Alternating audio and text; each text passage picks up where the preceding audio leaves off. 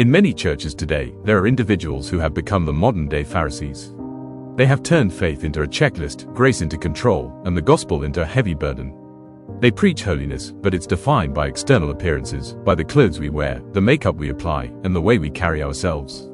They claim righteousness, but in their hearts, they're filled with pride, blind to the true nature of holiness. Worse still, they impose these heavy burdens on others, burdens that even they themselves don't carry. While God certainly deserves deep reverence in his house, legalistic Christianity often creates an environment that feels more about conforming to rigid standards than cultivating a genuine relationship with him. Instead of fostering authentic worship, this approach shifts the focus to gaining approval from others. People become trapped in the cycle of seeking validation, and the joy of personally knowing and following God fades. The emphasis on rules and outward appearances takes precedence over the true desire to please him.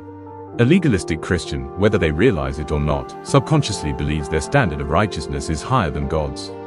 Though they would never openly admit it, their actions speak volumes. God has already given us his commandments, yet they go further, imposing their own stricter standards that God himself never required. They create these self-imposed rules and expect everyone to follow them. If someone falls short, they judge, look down on them, and treat them differently, both in thought and in action.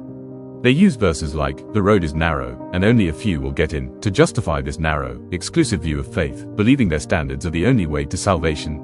This creates an environment where true faith is overshadowed by an oppressive set of expectations. It's not enough to follow God's word, one must also live up to man-made rules that are often used as a yardstick to measure spirituality.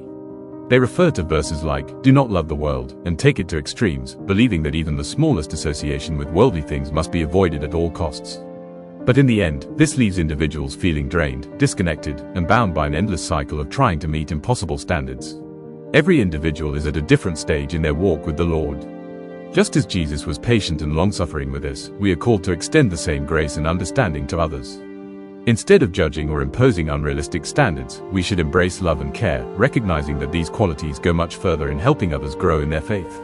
No one has the power to change another's heart. True transformation is the work of God alone, for it is he who regenerates and sanctifies through his Spirit. No matter how much effort we put forth, lasting change can only occur through the divine power of God.